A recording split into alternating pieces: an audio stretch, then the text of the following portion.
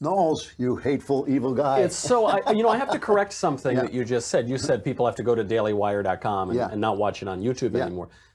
We're not on YouTube. There's no way that we're far too hateful. We're far too right-wing. I tried. To be on I couldn't YouTube. even get my damn picture in the New York Times. I mean, how hateful do you have to be? Well, because you're not a Nobel Prize-winning economist from the 70s, so you can't. I could win the Nobel Prize for hate, though. Certainly, certainly, if there were only a Nobel Prize. You're just not as right-wing as Dave Rubin, Phil DeFranco. I love Dave Rubin. Dave Rubin has got to be the poster boy for this stuff because he's the sweetest, like most liberal guy, you know. He is the nicest, most centrist, sort of hears all sides. But he's like, he sucks you in. I know. So once you listen to him, next I'll be listening to you. Because he brainwashes you by presenting you two sides of an argument. So, that's right. That's how he gets you. You got to stop that. Yeah. I got to tell you, your thing that went out on Twitter, I don't know where, of you eating that cake. I was embarrassed to know you, but that was as funny. You know, it's just, I just really take all of my political cues from the preeminent philosopher of our time, Miley Cyrus. So I wanted it to be clear. I want to convince people that we should have lower taxes, and I figured the only way to do that is to get naked and lick a cake. It made a very essential argument. Speaking of getting naked and licking cakes, I sent you out in my evil, hateful way to cover the gay pride parade, which I could hear from my house, so it must have been a big one. I mean, I'll say it out loud. I'm Michael and I'm proud. You didn't just send me out to any old pride parade. Yeah, you this sent is me West out. Hollywood. This is West Hollywood. Yeah. And this parade is growing.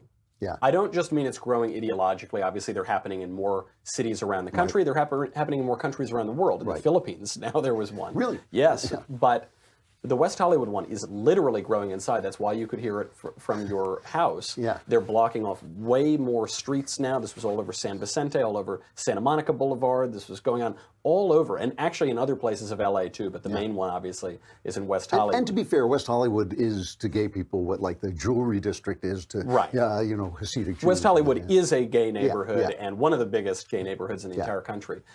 So it's getting bigger physically. It's getting bigger commercially. Every corporation in America is getting in on this. I mean, for 1 month, every corporation has rainbow flags. I saw there's a sign by my apartment for a marijuana delivery service called Ease. And even that, it said, smoke proudly. Puff proudly. What does this have to do with gay? I don't know. There were two people at the West Hollywood Pride Parade. They were selling sushi. They said, eat sushi naked. One guy was all painted in rainbows. One woman was all painted in black. I don't know. I was hoping beige or something, but that's okay.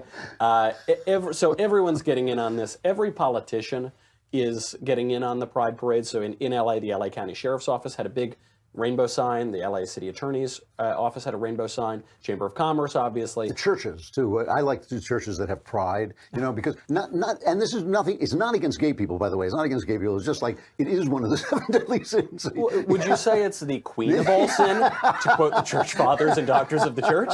Would you say I think it is. It's unnerving to have a church celebrate pride. I mean, that's not gays celebrate pride. Well, anyway, I think in the Bible it says pride goeth before a really good time and when everything's perfect, right? It's either that or destruction. I don't know. But let's. This is the thing. We're not. It's not actually about gays. I mean, I'm happy for gays to be accepted into society. I really am. Not only is it but not it's about not gays, really about gays. Yeah. It's not about sex. It's not even about sex anymore. First of all, most people at Pride in West Hollywood and elsewhere are straight.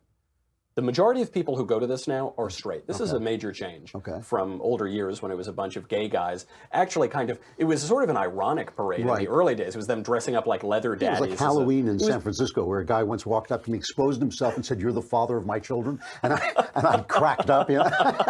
Yeah, it used to be this kind of shocking thing. Yeah. And only the left could make transvestites boring. I don't know how they did that. How did they manage to take the humor out of being gay? I don't know. Because now it's not just mostly straight people. There are children and babies at the Pride Parade. And if Pride were primarily about sex, this would be a bigger scandal than it is. But it's actually not primarily about sex. Sex sells the parade. But what it's all about is leftist politics. This is what bugs me. Okay, let's So at the Pride Parade, there was more than sexual pride. There was disability pride flags, fat pride, all around the country.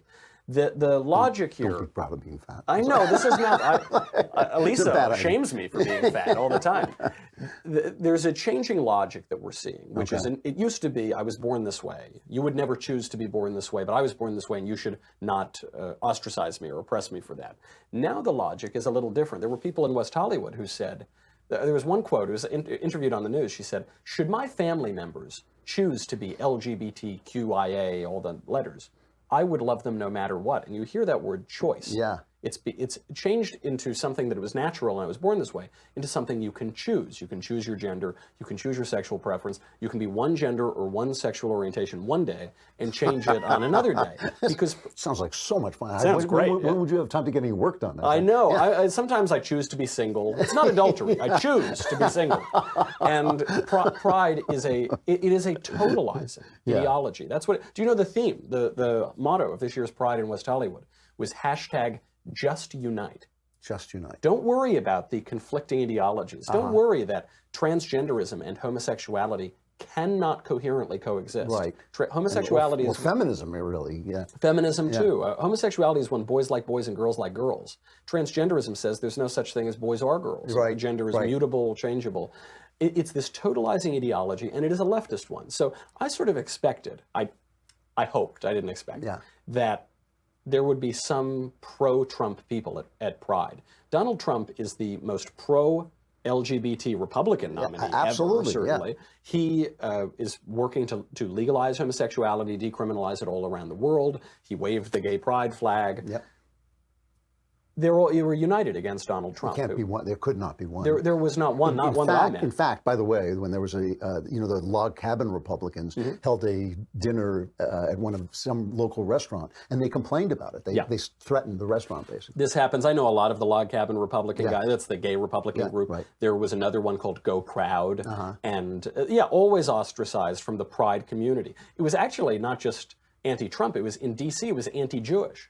At the D.C. Pride Parade, they refused entry to people. It always comes down to what is that? It's the Jews. I don't. It's so strange.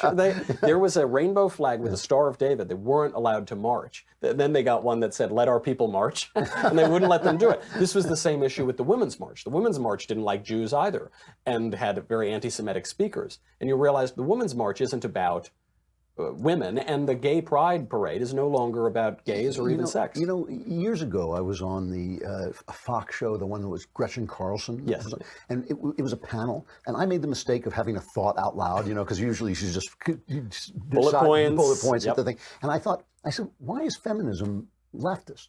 And the panel stopped, and everybody just kind of looked at me like, what do you mean? And I said, well, why can't women be more free as right-wingers, just like the rest of us, Right. Like, why is it?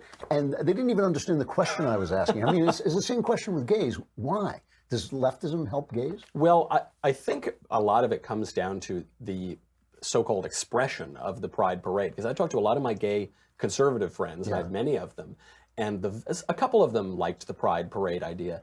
The vast majority of them despised it, do not go to Pride Parade. They think it's outrageous. They think it's degrading. They think it's shallow, and obviously it's leftist. And do they still have the kind of display of sexuality, people in leather and people with their backsides hanging out of the... Much less so. Right, I mean, when growing up in New York, you'd go to the Village on a Tuesday night and you'd see a lot more than even at the Pride Parade. No, Halloween was the night you would walk outside and think like, what, I'm sorry, you'd kind of open the door and kind of close the door again. I think this is what the left does. It's sort of what pornography does, is the flagrant display of sex throughout our culture. At first, it's sort of titillating and scintillating, and then over time, it just becomes boring.